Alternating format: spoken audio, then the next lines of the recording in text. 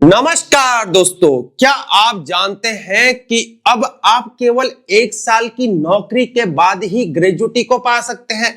जरा रुकिए, इसमें एक बड़ी शर्त है जो ज्यादातर लोग जानते ही नहीं है। आज मैं आपको पूरी जानकारी दूंगा, तो चलिए शुरुआत करते हैं। अगर आप ऐसी यूजफुल जानकारी को चाहते हैं मेरे दोस्तों, तो हमारे चैनल को जरूर सब्सक्राइब करें, सब्सक्राइब करना ना भूलें। दोस्तों, पहले का नियम क्या हुआ करता था? पहले ग्रेजुएटी पाने के लिए आपको पूरे 5 साल का इंतजार करना पड़ता था। 5 साल यानी लंबे समय का इंतजार। लेकिन अब नए लेबर कोड के तहत यह अब बदल गया है। अब आप सिर्फ 1 साल की नौकरी के बाद ही ग्रेजुएटी के लिए आवेदन को कर सकते हैं। अब यह सुनने में तो बहुत अच्छा लग रहा है, लेकिन इसमें एक बहुत ही महत्वपूर्ण शर्त लागू है मेरे दोस्तों। अब सबसे महत्वपूर्ण बात यह है कि ग्रेजुएटी पाने के लिए यह जरूरी है कि आप निरंतर 1 साल तक कंपनी में काम करें। निरंतर होना चाहिए। इसका मतलब क्या है? बिना किसी लंबे ब्रेक के।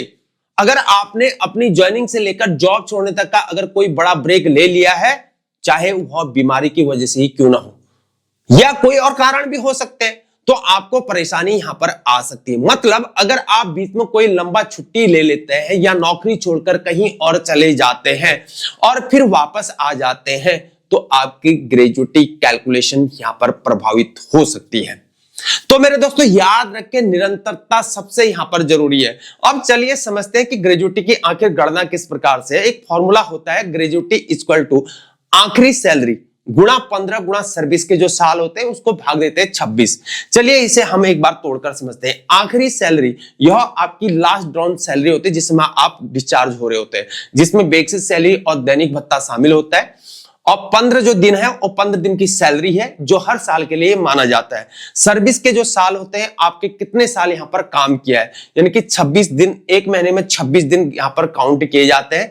एक बात और, अगर आपने आखिरी साल में 6 महीने से ज्यादा अगर आपने काम कर लिया है तो यह गिना जाता है एक पूरे साल के रूप में। अब एक रियल लाइफ का एग्जाम्पल हम ले लेते हैं किसी भी बंदे का। मैं अपना ही ले लेता हूं। मान लीजिए मेरी सैलरी जो है 30,000 है, नौकरी की जो समय है वो 1 साल है और मैंने यहां पर निरंतर काम किया, तो मेरी ग्रेजुएटी क्या होगी? ग्रेजुएटी इक्वल टू 30,000 गुणा 15 गुणा 1 भागा 26 होगी। ग्रेजुएटी क्या हो? 4,50,000 भागा 26 और 17,307।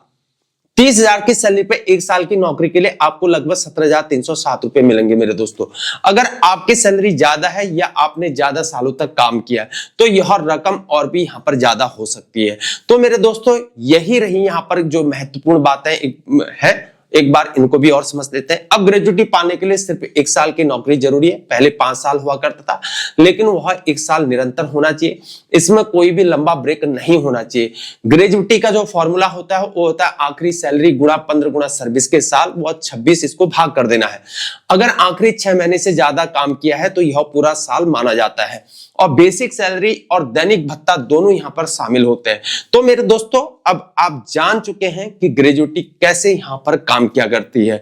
अगर आपके कोई सवाल यहां पर है तो कमेंट सेक्शन में जरूर पूछें। वीडियो को लाइक करना ना भूलें, हमारे चैनल को जरूर सब्सक्राइब करें, बेल आइकन को दबाएं, आपको हर नई वीडियो का नोटिफिकेशन मिलता रहे। धन्यवाद मेरे दोस्तों वीडियो देखने के लिए।